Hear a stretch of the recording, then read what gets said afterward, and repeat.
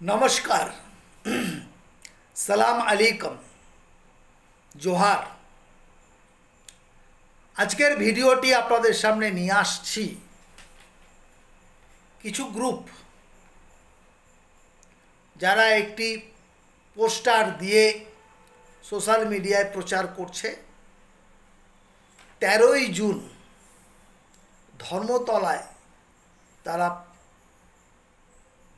ফিলিস্তিনিদের পক্ষে ইসরায়েলের বিরুদ্ধে প্রতিবাদ সভা করবেন। আবার 17ই জুন দিল্লিতে জাতীয় স্তরে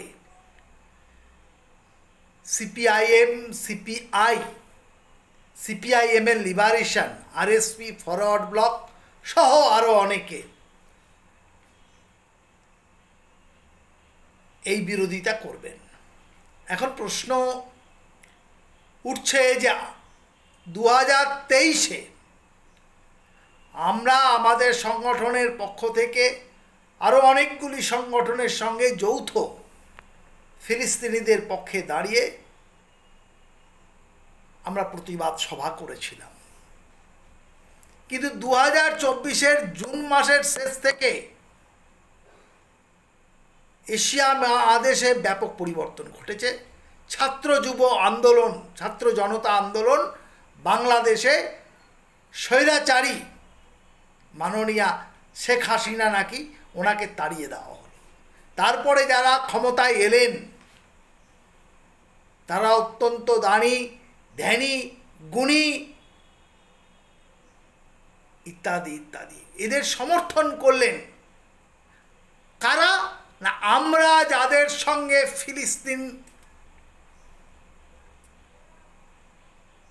পক্ষে ইসরায়েলের বিরুদ্ধে মিটিং করছি যাদবপুর ইউনিভার্সিটির সামনে, তারা যখন এই আন্দোলনের সমর্থন করছেন তখন আমি ব্যক্তিগত স্তরে ওনাদের সঙ্গে কথাবার্তা বলি যে এই আন্দোলনটা কেন করছেন, যাদের পক্ষ নিয়ে আপনারা কথা বলছেন তারা মৌলবাদী ও ইসলামিক মৌলবাদী জিহাদিদের পক্ষের লোক, ওনারা বিশ্বাস করছেন না। আমরা কি করে পারি? কেন আমরা পৈতৃকভাবে আমার বাবা, আমার জ্যাঠামশাই, আমার ঠাকুরদা সবাই মুক্তিযুদ্ধের সঙ্গে যুক্ত। 71-এর মুক্তিযুদ্ধের ট্রেনিং আমাদের শ্রীপুরে বারাবণীতে আমাদের ইন্ডিয়ান সোলজারদের নেতৃত্বে হয়েছে। বাবা তখন রেলে কাজ করতেন, রেলওয়ে খালাসিরা খিচুড়ি তৈরি করতেন তাদের জন্য যারা মুক্তিযুদ্ধের ট্রেনিং নিচ্ছেন। আমরা কি করে মুক্তিযুদ্ধের বিরুদ্ধে আলী জিন্নাহর পক্ষে, রাজাকারদের পক্ষে দাঁড়াতে পারি? অতএব আমরা নেই, এসইউসিআই আছে, হারামজাদা নকশালরা আছে, ট্রটস্ক্রাইব খুঁজে পাওয়া যায় না, তারা আছে, 2, 4, 5টা লোক সেন্ট্রাল কমিটি, পলিট ব্যুরো, ব্যাস, চায়ের দোকান, পানের দোকান। বাংলাদেশ হাইকমিশনের সামনে বেশ কয়েকদিন নাচানাচি করেছে। আমাদের হাতে ক্ষমতা থাকলে সজল ঘোষদের মতন গিয়ে বাংলাদেশের ওই সামনে কিরাম হাইকমিশনের সামনে গিয়ে পিয়ে দিয়ে চামড়া তুলে দিতাম। সেই সংগঠন নেই, তাই বেঁচে গেছে। পরবর্তীকালে সজল ঘোষরা মৌলালিদের ওই লোকগুলোকেই পেয়ে দিয়েছে। কারণ কি?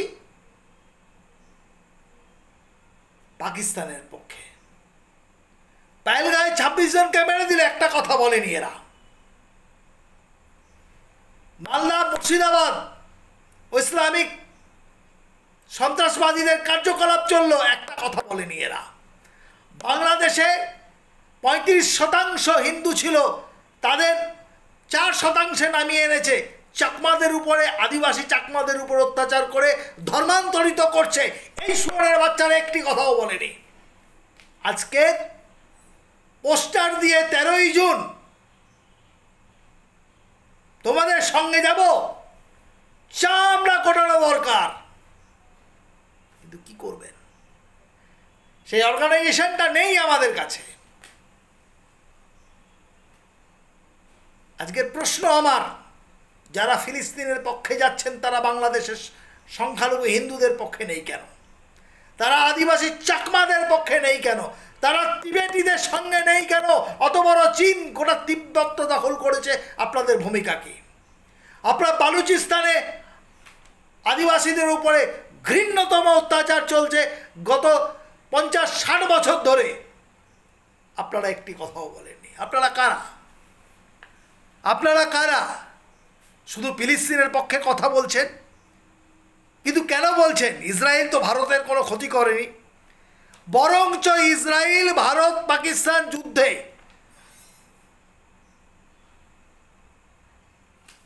আমাদের পূর্ণ সহযোগিতা করেছে, অস্ত্র, টেকনোলজি, সমস্ত দিক দিয়ে। তাহলে ইসরায়েলের বিরুদ্ধে কেন যাচ্ছেন? কোন সাম্রাজ্যবাদী দেশ? সে তো আমেরিকান সাম্রাজ্যবাদী দেশও না। আপনারা তো ব্রিটিশ সাম্রাজ্যবাদের দালালি করেছিলেন স্বাধীনতার সময়। সুভাষচন্দ্রের বিরুদ্ধে গেছিলেন, সুভাষকে গালাগালি করে তোজর কুকুর বললেন, মনে আছে? আপনারা দ্বিতীয় বিশ্বযুদ্ধে কাদের পক্ষে কাজ করেছিলেন? আপনারা কারা? সজল ঘোষ আপনাদেরকে প্যারানি দিল, কোনো জনগণ তো সজল ঘোষদের বিরুদ্ধে কথা বলেনি। বলেছে? বলেনি, আমরাও বলিনি, কারণ আপনাদের জনসমর্থন নেই। প্যাদানি খেলেন, গাড়িতে চাপলেন, থানায় গেলেন, ঘর চলে গেলেন, কিচ্ছু বলার ক্ষমতা নেই। একবার যারা প্যাদানি খেয়েছে সজল ঘোষদের হাতে, আপনারা বারবার প্যাদানি খাবেন, প্যাদানি খাওয়ার কাজ করবেন, বারবার প্যাদানি খাবেন, আর জনগণ অত্যন্ত আনন্দ পাবে। আমরাও পেয়েছি। অন্যায়ের পক্ষে ঘোষণা করছেন আপনারা, লজ্জা করে না? আপনারা বলছেন অন্যায়ের পক্ষে, অত্যাচারের পক্ষে, পাকিস্তানের পক্ষে, মৌলবাদের পক্ষে। আপনাদের সমর্থন করতে হবে। সজল ঘোষরা যতবার পেদাবে আমরা ততবার আনন্দিত হব, কারণ দেশদ্রোহীদের কোনো জায়গা নেই, দেশদ্রোহীদের কোনো জায়গা নেই। যারা ভারতের সংবিধান মানবে না তাদের সঙ্গে কোনো সম্পর্ক নেই। যারা ভারত বন্ধু শেখ হাসিনাকে শত্রু মনে করে আর ডক্টর ইউনূসকে, সুদখোর ইউনূসকে বন্ধু মনে করে, তারা দেশদ্রোহী।